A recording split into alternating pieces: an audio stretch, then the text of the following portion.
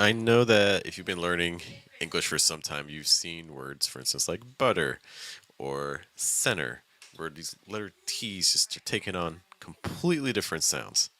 But the reality is, there are some situations in American English where the true T sound, that t, is actually going to be the most natural sound to use when you speak in American English. And so today, I'm going to show you a list of some words that you can use to study that you can be pretty confident in using a true T sound with. Good morning, guys. Good evening. Good afternoon. Welcome to your daily American English pronunciation show. Wake up, American. We are here Monday through Friday, right around 8 a.m. New York, to make sure that you can get in your 5 to 10 minutes of pronunciation practice in for today, because that's what it takes. If you are serious about American English pronunciation, then you need to make sure that you are dedicating time to your study, and we're happy to be part of that process to guide you. My name is Jeff. It rhymes with breath. That's one of the 4 keys to a natural sound in American English, including placement, pitch, breath, and then trying to weaken your consonant sounds to strengthen your vowel sounds. Before we get into our central topic for today, I do want to just quickly address some questions that came in. As always, you can always put in questions for us to answer in future streams and things like that, or in current ones if we get them in time. A quick shout out to Mirko, who sent us some things. Hello also to World Friends is here, Emmanuel is here, and Hamid is here. And if you're here as well, I know you're here, I can see you. Hello to you. If you want to say hi back, feel free to in the chat. It'd be great to greet you. A couple questions coming in. Take a look at these. YouTube user is also here. Hello to YouTube user and Ganchion. Great to see you both. We have a placement question. 2 questions. The first one is walking in the street, heard 3 Russians talking. 2 had a Russian pitch and placement. Another guy seemed to talk with a low placement. Some voice seemed to come through the throat. They're speaking Russian 100%. Is it possible to have people speaking another language that should have a high placement with a lower one? Or does this ever happen to you? Yeah, I think there's, placement's kind of like a spectrum. And what I would say is that a lot of times it's more of a tendency than a rule. So, for instance, even in American English, what we find is that while a lower placement is frequent, is not necessarily going to appear 100% of the time.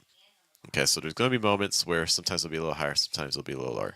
Okay, in general, it's going to be lower, but there are moments where you want it to go higher. Okay, I think a big thing to also consider, though, I think the larger constant in American English is breath and airflow, where it's really important to engage the diaphragm and allow a lot of air to pass through your airways, like through your throat, chest area. Okay, so for instance, even in other languages that you may hear a lower placement on, a lot of times there is a lot of kind of compression and tightness through the throat, and sometimes even jaw area, and sometimes the chest, which means that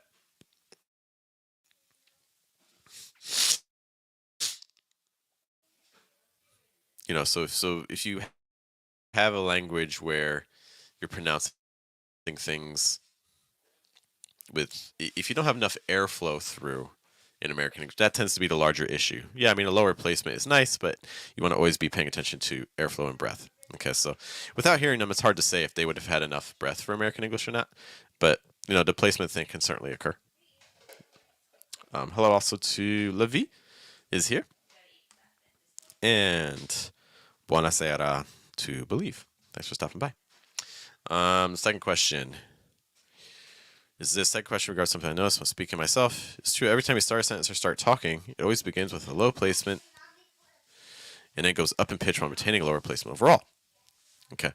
I'd say this because if I do so, it becomes easier to keep a low placement throughout. Okay. Wow, I don't know.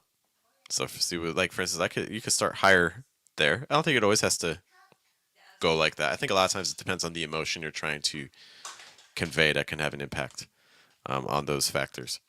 I'll be honest. If you find it easier, that's good. I think that makes sense. It's one of the things we see over and over again in sentences is if you say a sentence and then you have one part of your sentence that goes up in placement, it can be hard to send it back down. So I think that situation that you're experiencing is very, very frequent. It's not really surprising, but it doesn't. I don't think you necessarily have to start all sentences that way. To be honest. Thank you for those questions. I hope they're helpful. YouTube user also has a quick question. How do I know if I have enough breath for American English?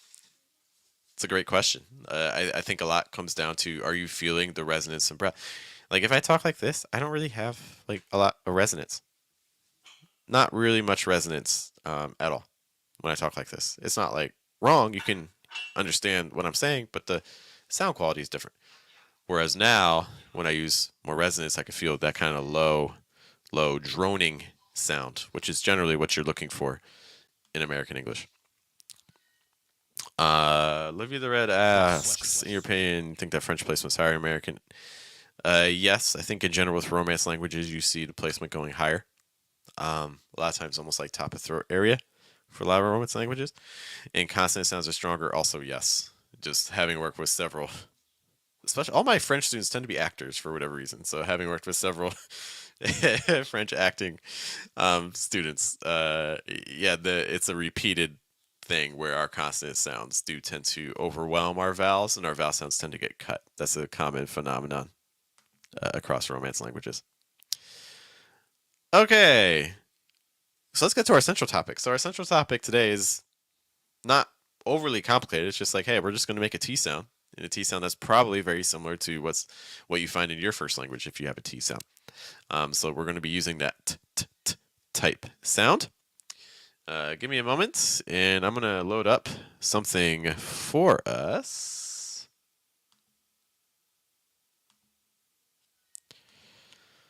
Let us take a look at this. All right, and this list is by no means exhaustive. Okay, there are going to be other words with a true T sound that you'll be able to find. Okay. But I think this is a good list to kind of get started with studying on. Let's make it slightly bigger. Okay, so these are all words that when you see them, honestly, I would say like 99% of the time when you hear native speakers pronounce these in North America, you're going to hear a true T sound. Not a fast D, not a held sound, or anything else. True T sounds. Okay? So let's just say each of these twice. Until. Intense. Intake. Tattoo. Pretend. Italics. Between. Maintain. Italian. Lunchtime. 18. That goes for all your teens, like 13, 14, 15, 16, 17, 18, 19. Just note. Eternal. Mistake. Yeah, you may actually sometimes get a fasty on that, just a note. Participant. Photography. Livy making a big note here.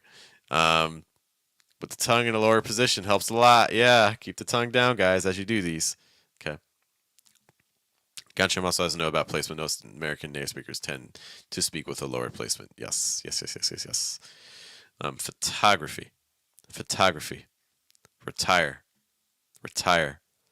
Return. Magenta. Institution. Atomic. YouTube. History. Still. Steep.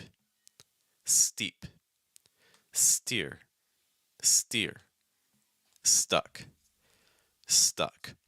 Okay, so once again, by no means is this list the only words that have a true T sound, but hopefully it can help you identify some patterns. So some common things we're seeing again when we're having T's that start the second syllable. T's